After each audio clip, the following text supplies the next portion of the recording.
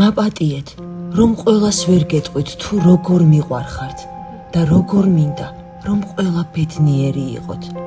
ამას შემცნაცვლად ჩერნოვეცკის ფონდის ჟურნალისტი გააკეთებს. მადლობელი ვარ, რომ ჩემს ისტორიას მოისმენთ. იმის შეშიფრო მქონდა სიცოცხლის დათავსებას არ მინდა. ბნელ ოთახში კედლებიც კი სიკვდილის შიშითაა გაშღენთილი. ძველი საათის ისრები წიკწიკებს. დრო არ ჩერდება. ნუ თუ ამ ახალგაზრდა გოგოს სიკვდილი უახლოვდება. მაკა მხოლოდ 24 წლისაა. ოდესღაც ის ქორწილზე, შვილებზე, ბედნიერებას ეოცნებობდა. დღეს მისი ერთადერთი ოცნება უბრალოდ ცხოვრების გაგრძელებაა. კიბომწა ართვა ჯანმრთელობა, ძალა, იმედი, მაგრამ ვერ შეძლო რწმენის წართმევა.